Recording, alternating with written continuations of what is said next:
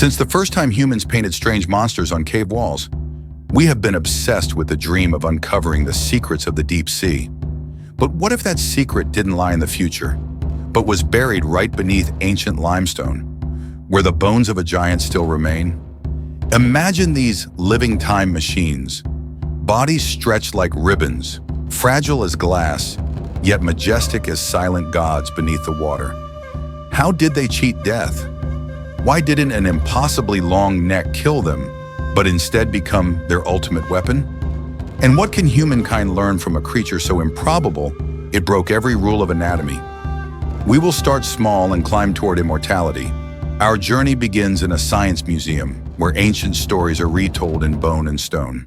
From there, we travel back to the Cretaceous to meet Elasmosaurus, a silent hunter that once ruled the seas, a real creature that seemed to step out of myth, and the direct inspiration for the Loch Ness Monster.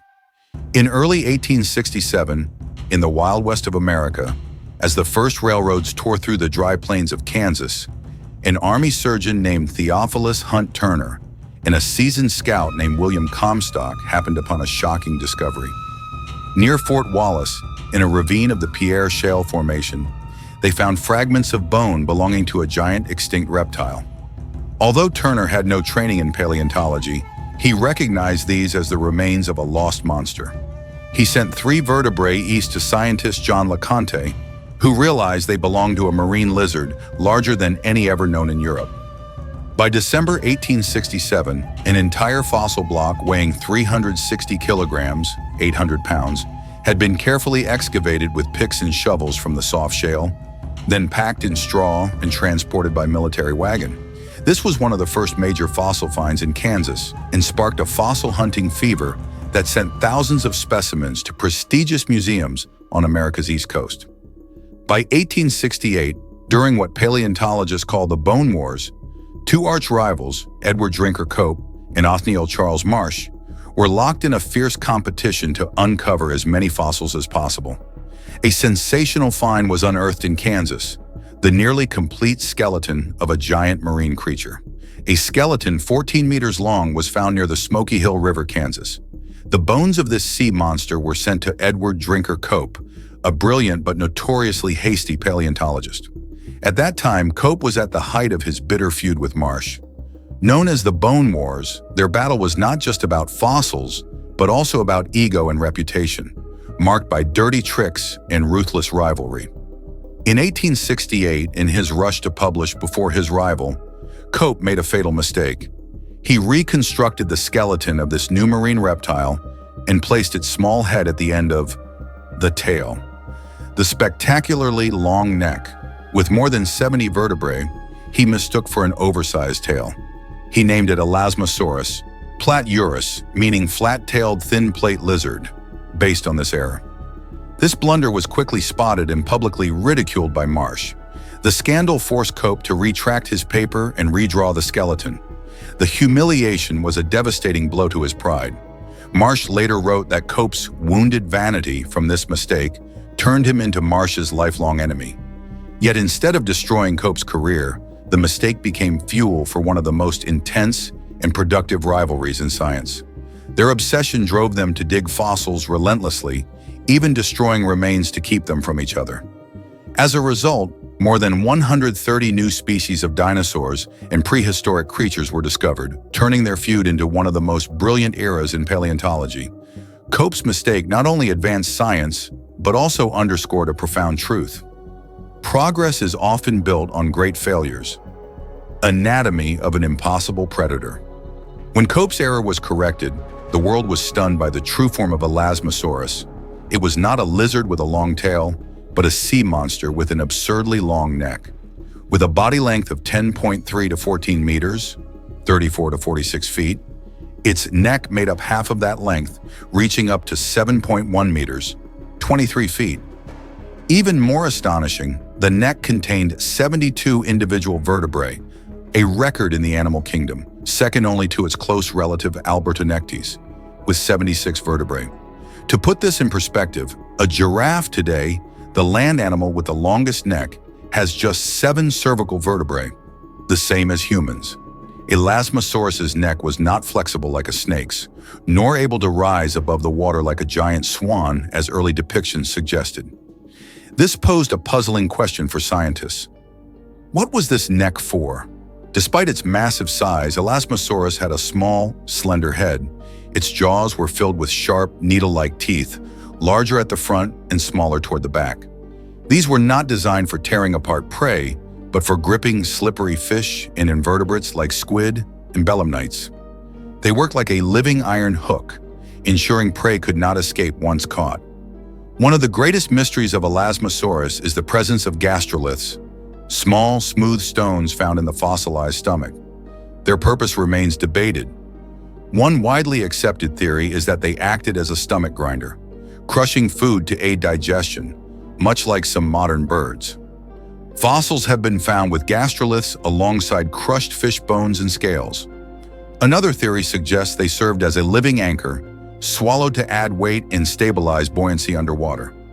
Whatever the case, they reveal the complex adaptations of Elasmosaurus to life in the sea.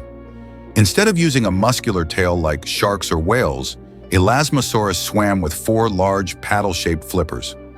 Computer simulations show it moved like penguins or sea turtles do today, flying underwater. The front flippers generated thrust, while the back flippers provided stability and maneuverability. This made Elasmosaurus a slow swimmer, but one with precise control.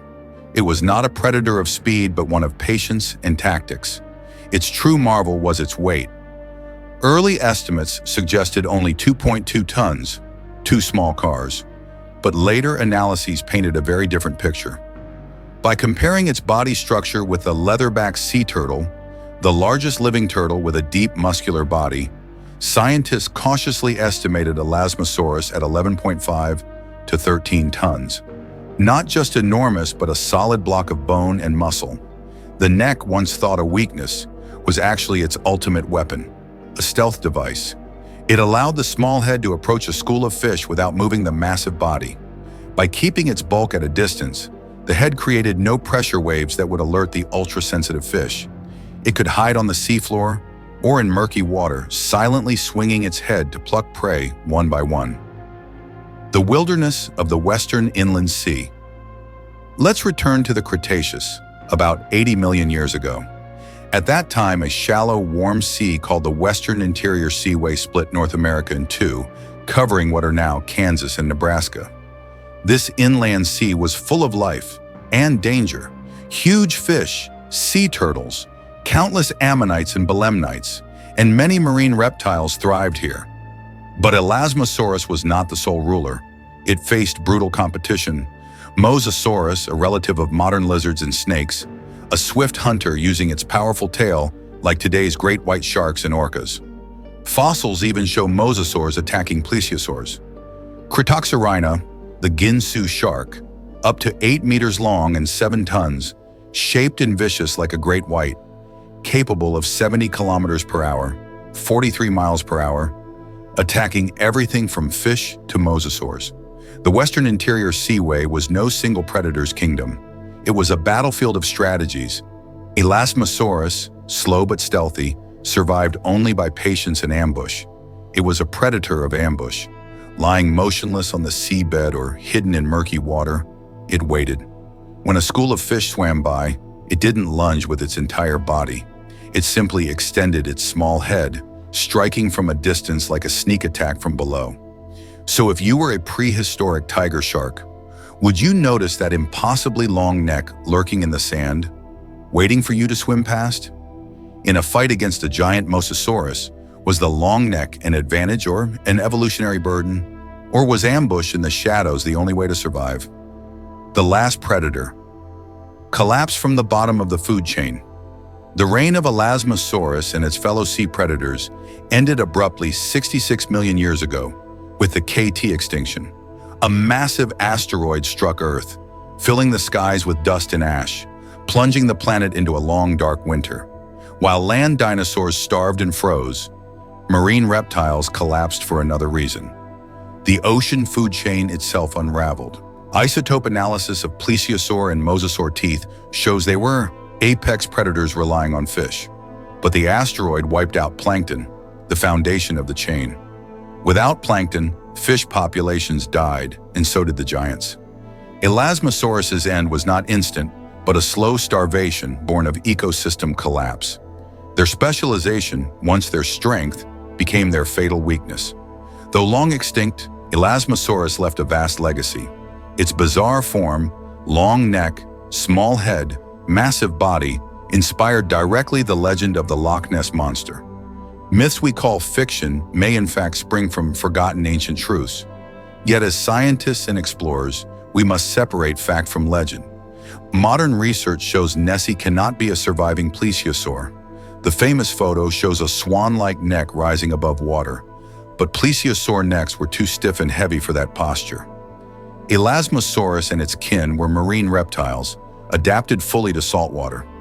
Loch Ness is a freshwater lake formed by glaciers millions of years after plesiosaurs went extinct. A breeding population of giant reptiles, needing to surface for air, could not survive in a small, cold, isolated lake for 66 million years without leaving a single fossil or trace. Still, the Nessie legend doesn't lose its allure. Instead, it highlights something greater. Human imagination always finds ways to connect with the past. The Loch Ness Monster is proof of Elasmosaurus's legacy, a real creature with a mythic shape, a bridge between science and wonder. Today, when you stand before the wide blue ocean, remember, millions of years ago, a giant with an impossible neck glided silently below. Every fossil bone is not just a mark of the past, but a story of survival, strength, and nature's brutality. And Elasmosaurus is one of the brightest chapters in the saga of sea giants. Perhaps we have only scratched the surface. Nature still holds secrets greater than immortality. Elasmosaurus vanished with the Cretaceous, but its legacy lives in our imagination, in myths like Nessie, and in the timeless question, what else still waits to be revealed from stone and bone? Don't forget to like, subscribe, and hit the bell so you won't miss the next journeys back through time.